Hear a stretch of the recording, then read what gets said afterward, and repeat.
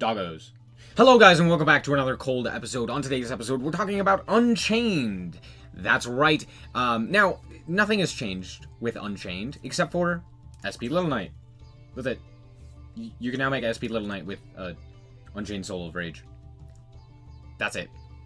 However, the more important thing to talk about is the fact that no one is playing this deck, even though it's really good. Even in a best of... Actually, especially in a best of one. Because guess what? You don't have to deal with Maxi all of the time in a best of one. And it doesn't matter because you're you're not as likely to see it in a best of one than you are across a few games. Now, this deck was incredible in the TCG. I think the best deck when it was not nerfed. And even now, it is still a very good deck. Well, if it had 3 Sharvara, it would be a good deck. But all in all, what does this deck do? Well, it ends on a deceptively strong board and can play a myriad of tech options. I chose to run mine with hand traps. I feel like, for the most part, hand traps are way more important. And the reason for this is because right now, a lot of people are playing absolutely insane combo decks that just kill you. Right? So it's more important to have access to ways to stop them so that you don't immediately die. I'm talking Infernoble, I'm talking random Galaxy Tomahawk combos, I'm talking Snake Eyes. I've seen a wide variety of other random stuff as well that just, again, they basically end on a whole bunch of negates that prevent you from playing the game. So trying to play through that with something like Unchained, well, it's not terrible. It's not nearly as good as just preventing your opponent from getting there. So again, hand traps are the choice I made. So as you can see for the hand traps, we're playing 3 Maxi, 3 Ash Blossom, 1 Valor, 3 Infip, and 2 Nib, as well as the 2 Called By and the 1 Crossout. And then the one other tech card that I'm playing, quote-unquote tech card, is Pot of Prosperity. It's just a good card. You don't need all of the cards in your extra deck for the most part. A lot of them are like just extra copies, basically, that you don't necessarily need. So Prosby is pretty good. Anyway, as for the rest of the deck, again, basically nothing has changed from this deck. I just wanted to basically put this back onto the radar and have people understand that this is still a good deck. So we're playing the 3 Tour Guide, the 1 Rhino Warrior to get off of the Tour Guide so that this can send Shiyama. We're also playing the 3 Aruha. These are the best starters, so we're playing the maximum amount. Then we have Sharvara to give us additional protection for our Tour Guide or our Aruha or whatever it may be. We're playing 2 Rakeya and 1 Sarama. I might play 2 Sarama. The biggest problem with Sarama is that it's really good if you draw something else that you can, like, get back with it. But for the most part, it's not great as, like, a starter, so you really don't want to see it in your opening hand. You want to grab it during your combo. So, because of that, we're just playing the 1. And then the 1 Shiyama, similarly to Sarama. It's not great to draw, but it's really good to get throughout your combo. So there's that. And then, of course, we're playing the 1 Abominable Unchained Soul. This card has come up quite a lot in a lot of my games as just like a guy to get during the battle phase. It plays around SP Little Knight effortlessly. So basically, the idea is, cool, you go normal summon Aruha or any of your other Unchained monsters, you attack in, you destroy yourself into the SP Little Knight or something along those lines, right? You destroy yourself. During damage calculation, your opponent can't respond, so you get to go summon the Abominable Unchained, activate the effect, pop a card by discarding a card, and then also get to walk into something else, or whatever it may be. Your opponent can't really respond most of the time. There are a few cards that can, like Apollosa would be able to do that, or Baron would be able to do that, but something like SP Little Knight in particular is not going to be able to do that. So it's a very, it becomes a lot better, which is very, very cool. You could also do this if it's in your hand. You could go like, again, Aruha Crash, special summon something like Shavara, and then special this guy from hand, and then do the same thing, which is really, really cool. So there's that. Then, of course, we are playing 3 Abominations Prison, which just gets you an Unchained card, which is really, really cool. We are also playing 1 Wailing. Wailing has come up quite a bit. It's just like a good card to have, because you can link off into an Unchained monster to pop a card. Very, very useful. And a lot of decks are not really necessarily prepared for just having an extra negate, or an extra pop there, which is really, really cool.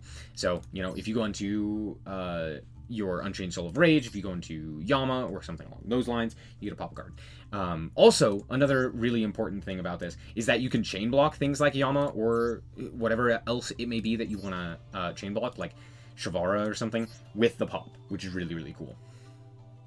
Then, of course, we're playing the 3 escape, and the 1 Abominable Chamber. This is just the special summon. This is the pop. You pop one of your monsters, or one of your cards, one of your monsters, sorry, and a card on the field. Very, very cool. And yeah, that's basically it. It seems not that strong, but let me tell you, it definitely is. It's a lot of just like incidental interactions that like people just can't quite break through, and a lot of like really powerful effects. But they're like few and far between, right? Similar to like Voiceless Voice right now in the TCG and OCG, where it's a lot of really not a lot of really powerful effects, but a bunch of really powerful effects, right? Instead of having an insane amount of effects like SnowiKs does, it's more centralized, right? Anyway, speaking of which, one of them being Wave High King Caesar, which is an insane card. If your opponent were to special summon a card, just detach a material and say no. They activate an effect to special summon? No. Nice special summon, but no. And you can do that twice, because 2 materials. Crazy. It's also super easy to make with these 2, so there you go. We have the 1 Zeus. We also have the ability to go into like Muckracker into Griffin, which I never really did, mostly because most cards are going to be linked, so it's not really as useful, but it's still fairly decent, right? Against like SnowiKs, it basically forces them to utilize like a bunch of their other cards to get something, to like link into it. So there's that.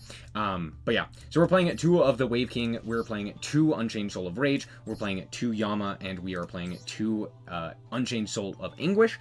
Anguish just allows you to link off your opponent's card at not quick effect speed, and then it has a recursion effect. Same thing with Rage, except it is a quick effect. Both of these basically require the same thing, which is 2 monsters and an Unchained Soul card, which is any of the big doggos and Abomination. None of these guys. However, this guy also counts.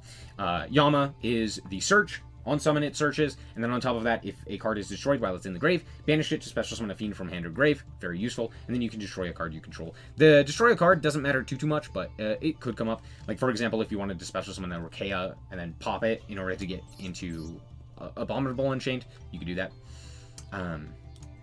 Anyway, this guy just fusion summon, or link summons using an opponent's monster. Then we have a bunch of one-ofs. We have the Double Azaius, we have the Muckracker, we have the SP Little Knight, we have Nightmare Griffin, we have Access Code, we have Underworld Goddess, and of course, the doggo himself, Unchained Abomination. This card is crazy. If a card in the field is destroyed, destroy a card. Target a card in the field and destroy it, sorry. When a monster is destroyed by battle, target a card in the field and destroy it. During the end phase, target a card in the field and destroy it. Absolutely insane card. Very, very powerful, and has a very beneficial effect. Now, before I get into this, the biggest problem with this deck, and I think genuinely one of the reasons why not as many people are playing it currently, is the timer. Genuinely. This deck is complicated. It goes through very non-linear plays. You can't just kind of do the same thing over and over. You really do have to pick out your plays and understand what you can and cannot make, given the materials and given the destruction effects and stuff like that, what you're locked into and when you're not, and stuff like that. So because of that, the timer is genuinely a problem. So keep that in mind when you play this deck, but let's hop into the replays and show you how this deck performs. Alright, here we are going first with Unchained, and this is a pretty good hand. We're going to start off here with the Tour Guide. My opponent is going to Ash Blossom this. Now, I do need to have this Tour Guide resolve, so I'm going to activate my Called By here and just hope and pray that they chain Maxi if they have it. They go for Tier Cash, and I'm like, okay, interesting. So they go for the Tier Cash Banishing Scream, which is kind of interesting. I feel like this may have been a misplay from my opponent. I don't know what they were planning on doing. It kind of depends on what they had anyway. But, yeah, they're going to go and activate its effect. And, I mean, they hit Scream, grab Sulliak. It's not terrible. But this match is mostly to show you what you can do with more or less your full combo. So we're going to grab up the Yama here. We're also going to go and chain the Fiendish Rhino. This is really nice. This is a nice little thing that you can do with the Tour Guide.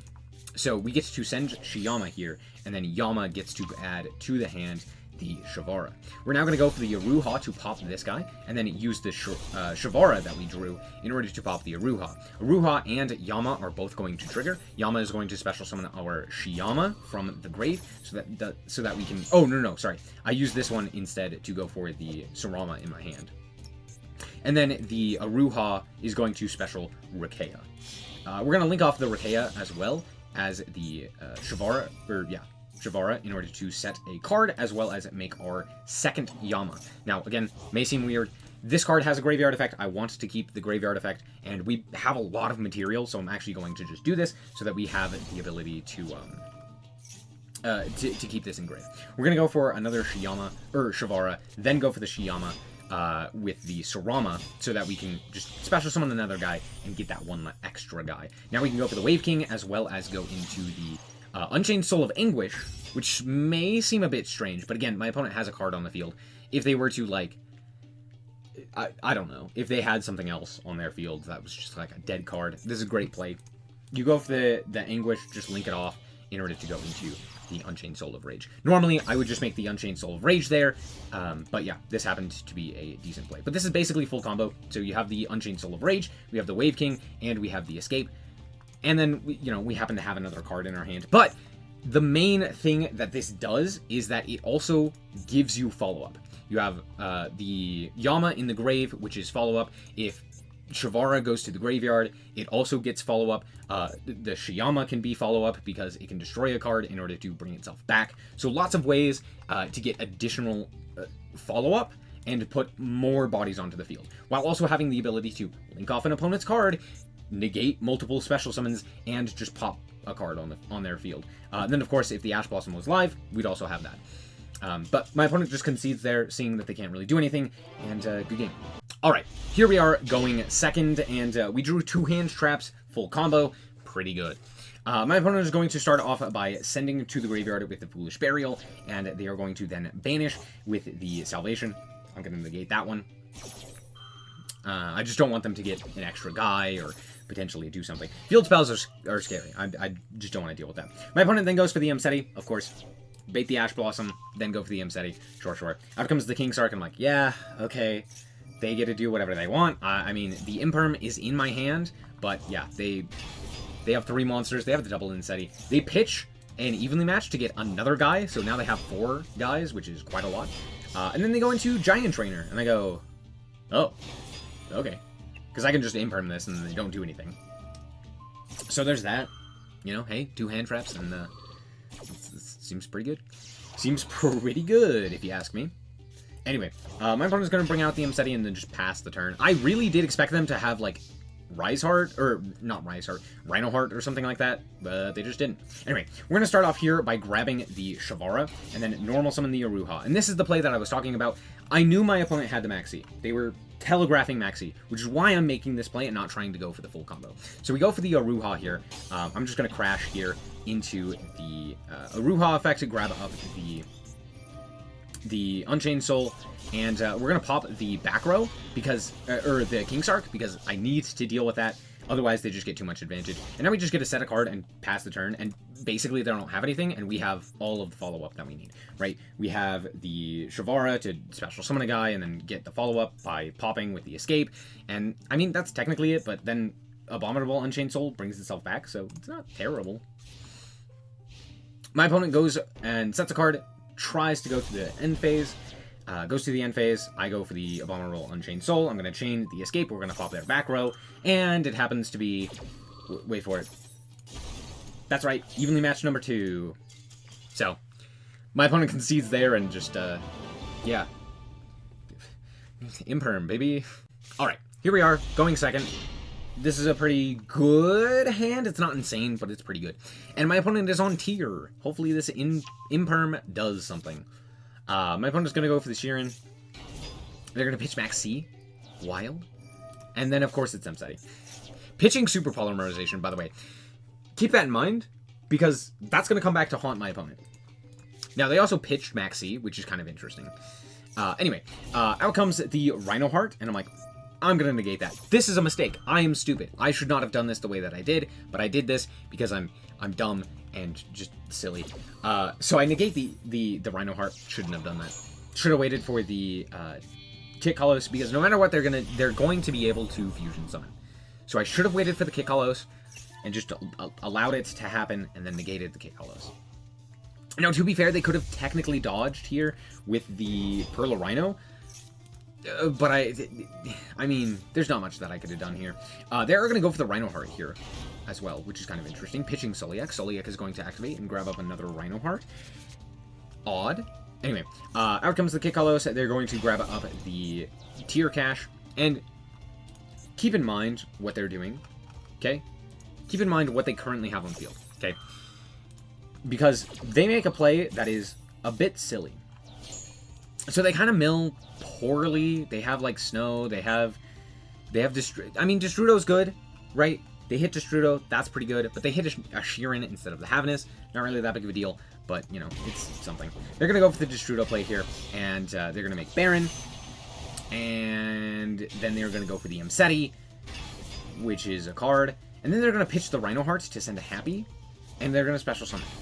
Now they make Zombie Vampire. They're going to activate the effect of the Zombie Vamp. They're going to mill a few more cards. They hit another Sheeran, and they hit Trick Clown. They special summon the Sheeran here, which is interesting. But notably, they also hit my Shiyama, which is nice, because at the very least, I'll be able to use it. In theory.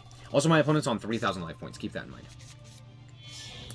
They grab Meta Noise here, which is pretty good for them. Out comes SP Little Knight. SP Little Knight effect, activate, banish my Shiyama. Tragic. Set a card, which we know is Meta Noise, pass. Okay? So, they have Baron, they have Redoer, who is going to grab an Ash Blossom from me, so Redoer's kind of not doing anything. They have Meta Noise, and they have SP Little Knight. Okay? So, I start by setting Wailing, because if you pop it while it's set, it does stuff. It special summons an Unchained, so that's pretty nice. Anyway, we're going to go for the Tour Guide, which they allow, which is wild to me. That's kind of crazy. Then I flip up the Wailing, and I'm like, oh, cool. I can go for the Wailing and Chain Block, and it's great. And then they're like, no, I'm going to negate that. And I go, what? So, little interesting, but sure. Anyway, we're going to go into our own SP Little Knight. And then chain the Fiendish Rhino, sending Shavara. Shavara is then going to allow us to set Escape. We set Escape. Great, fantastic. We're going to go for the Aruha effect. Escape effect. Summon Abominable Unchained. Now I pitch Tour Guide. I don't know if this is necessarily the best play. I don't know if keeping Rakea is better. I probably should have pitched Rakea, let's be honest. But I do go for the Unchained Soul, and I'm like, that's fine. They go for the SP Little Knight here. I'm like, yeah, you can banish my SP, that's fine. I just want to go after this back row. The Meta Noise is going to trigger. They're going to grab up the Tier Cache. I'm like, that's A-okay. So now they don't have anything. So I'm going to go to the battle phase. I'm going to crash here with the Aruha. Aruha hasn't activated its effect. So guess what? Out comes the Sarama. We're going to walk over that guy. We're going to walk over this guy because he's going to get banished. And I'm feeling pretty good because now we get to go Sarama. And we had to bring back the Rakea and pop a card. To which my opponent tries to Snow. I don't know why they activate Snow there. They had a Shuffler. Oh, right. They lost to Time Limit. Now, to be fair, that game was maybe not entirely over, but it wasn't exactly, like, definitively won for my opponent, because we do get to go for Yama there into Shavara or into whatever it may be that we want to grab there into, you know, more or less full combo, right? So at the very least, we still have the ability to play the game. And if they don't shuffle back my monster, we have the ability to special summon, pop, and then special summon another guy from the deck, which is very, very nice. So again, we're still in pretty good position. Yes, they have the Baron, but Baron has already used its negate, and popping a card against Unchained is not really going to do a whole lot. But yeah, even without the time limit, this guy honestly did just slow play me. But that is one of the things that I do want to bring up when talking about this deck, which we'll talk about with the actual deck in front of us. And that thing I want to talk about is the time limit. Honestly, yeah, the timer is way too little for decks like this that actually require unique lines and require you to think about what your opponent is doing and what you can do. It really is a problem for everyone how short the timer is. I get, in theory, it protects against people who would stall because you're not sitting there doing nothing for as long. But the thing is, it doesn't matter whether it's 5 minutes or 6 minutes. if I'm sitting there, I'm sitting there, and it's a problem. It's not necessarily me, it's more so the other person who's wasting my time, right? If they're going to waste time, they're going to waste time. It doesn't really matter how long it takes, right?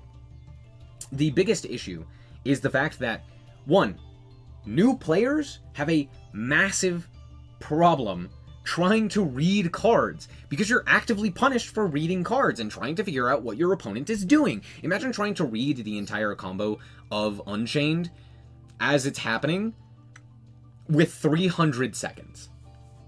And then also being able to do your turn with that same allotted time. It's just not enough time, right?